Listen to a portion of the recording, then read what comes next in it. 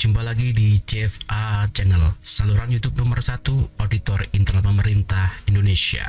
Video ini adalah video ke-12 dari proyek CFA Progressive Learning Series, yaitu Risk Management. Nah, pada video kali ini kita akan membahas mengenai celah atau gap dalam proses manajemen risiko. Nah, pada video sebelumnya kita telah membahas 6 atau 7 pertanyaan yang menjadi landasan dalam proses manajemen risiko. Antara lain, pertama, apa yang ingin saya capai atau raih, atau tahap penetapan konteks, yaitu penetapan sasaran-sasarannya. Kedua, apa yang mungkin mempengaruhi diri saya, atau tahap identifikasi risiko.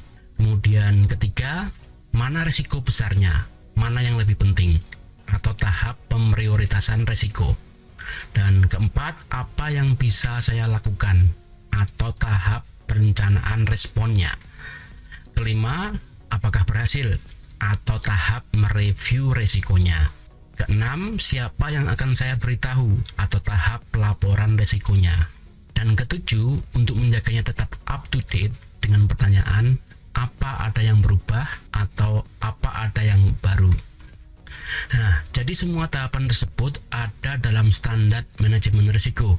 Anda bisa menemukannya di bagian halaman penjelasannya, entah pada standar ISO 31000, baik dalam manajemen risiko proyek, risiko operasional, ataupun risiko finansial.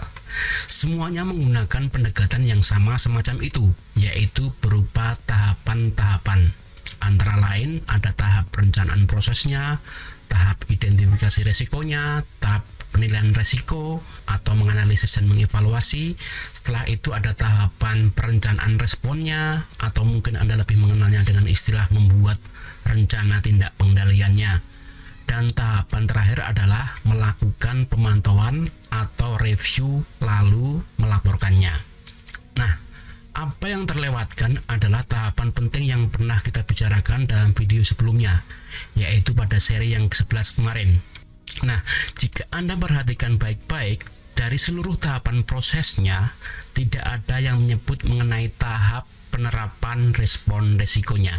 Jadi, ketika sudah mengerjakan atau melalui semua tahapannya, mulai dari mengidentifikasi risikonya, menilai risikonya, merencanakan responnya, sampai ke tahap pemantauan, lalu apa yang kita lakukan di sini?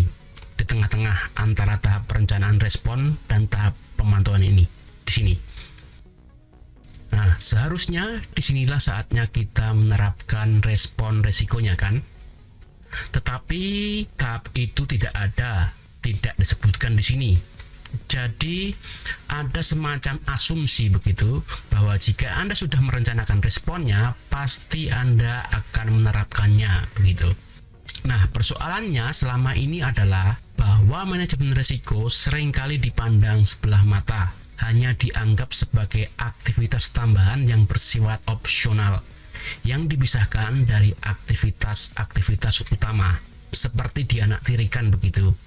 Jadi karena saya sibuk melaksanakan pekerjaan-pekerjaan utama organisasi, misalnya mengurusi proyek, melaksanakan procurement, atau apapun itu, sementara di lain pihak saya juga harus mengerjakan hal-hal yang berkaitan dengan proses pengolahan risiko ini, seperti membuat daftar risiko, membuat rencana tindak pengendalian, atau merencanakan responnya, dan lain sebagainya. Namun kedua hal itu sering dianggap tidak ada kaitannya sama sekali. Tidak ada kaitan antara proses pengolahan risiko dan pekerjaan utama organisasi ini. Artinya, hanya apabila ada waktu luang, orang baru sempat menerapkan respon risikonya.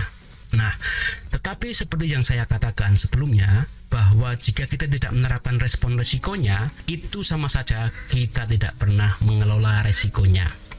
Jadi menurut saya, ini merupakan celah atau gap dalam proses manajemen risiko, yaitu lupa memasukkan satu tahapan pentingnya, yaitu penerapan respon risikonya.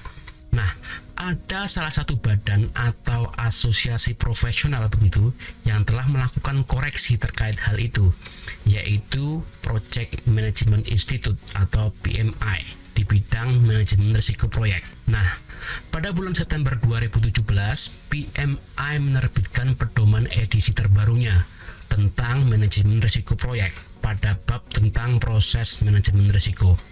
Mereka telah menyisipkan satu tahapan lagi di antara tahap perencanaan respon dan tahap pemantauan, yaitu tahap penerapan responnya. Inilah tahapan yang hilang dalam proses manajemen risiko selama ini.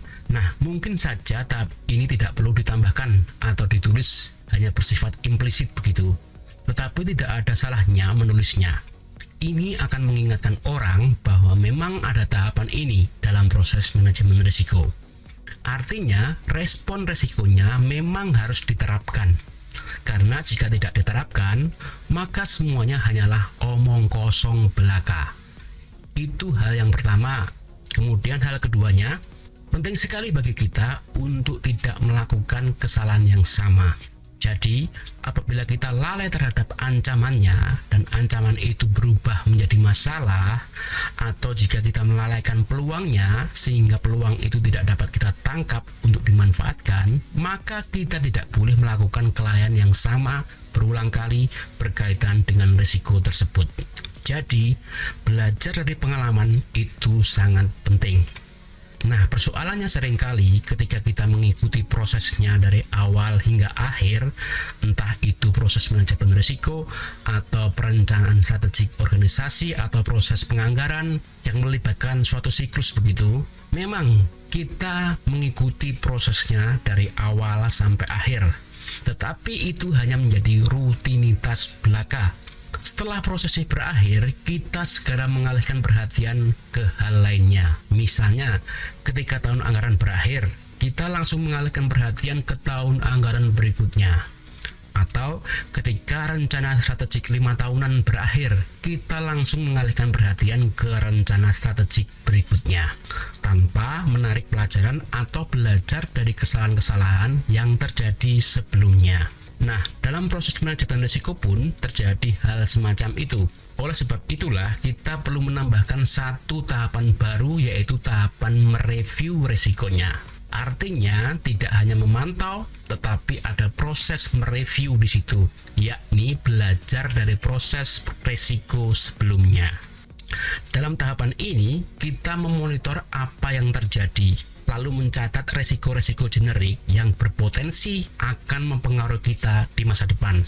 Selain itu, kita juga mencatat respon-respon resiko mana yang terbukti berhasil, sehingga kita dapat menarik pelajaran berharga untuk menghadapi kejadian-kejadian resiko di masa depan. Nah, inilah tahap yang hilang dalam proses pengelolaan risiko selama ini. Jadi setelah menerapkan risikonya, maka kita perlu mengambil pelajaran darinya. Jelas sekali ini merupakan celah dalam proses manajemen risiko. Artinya, setelah melaksanakan responnya, orang cenderung ingin segera melupakan dan berpindah ke hal lainnya. Tidak ada upaya untuk mengambil pelajaran dari apa yang telah terjadi. Dan menurut saya, itu adalah sebuah kesalahan besar. Tetapi perhatikan, hal ini bukan berarti kita hanya bersandar dari fakta-fakta yang terjadi di masa lalu dalam mengelola risiko. Karena kita juga perlu memperhatikan apa yang terjadi saat ini dan peristiwa-peristiwa yang akan terjadi di masa depan. Oke, hal itu nanti akan kita bahas dalam video-video berikutnya mengenai teknik-teknik identifikasi risiko. Memang, jika kita melihat ke masa lalu, kita akan banyak menarik pelajaran darinya, tetapi kita juga tidak tahu apa yang akan terjadi di masa depan. Ada peribahasa dalam bidang kemiliteran bahwa seorang jenderal selalu berperang di pertempuran terakhir.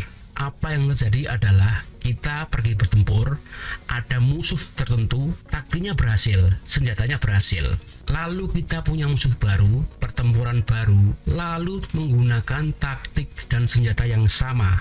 Kita bisa menggunakan teknologi lama, taktik lama untuk mengelola ancaman-ancaman baru. Hal yang sama pula dapat dilakukan dalam bisnis, keuangan, dalam proyek, atau bahkan kehidupan pribadi kita.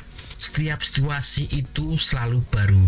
Jadi, manajemen risiko itu menurut saya seperti radar yang melihat ke depan, mampu menyisir masa depan, apa yang terjadi di luar sana, dan apa yang akan terjadi. Beberapa di antaranya buruk, sehingga saya harus menyingkir. Beberapa di antaranya baik, sehingga saya harus bergerak untuk mengejarnya. Tetapi selalu memandang ke depan. Ada juga kaca spion di samping kanan kiri saya, menunjukkan apa yang ada di belakang saya dan bagaimana saya sampai tiba di sini. Dan saya perlu belajar darinya. Jadi, manajemen risiko memiliki fokus ganda. Melihat ke belakang, menarik pelajaran darinya, mengapa saya bisa sampai jadi begini. Dan melihat ke depan, melihat apa yang akan terjadi, lalu memposisikan diri saya secara proaktif. Oke? Cukup sampai di sini dulu video kita kali ini. Sampai jumpa di video berikutnya. Jangan lupa klik like, subscribe, dan bunyikan loncengnya. Jayalah terus auditor intel pemerintah Indonesia. Salam Prokom.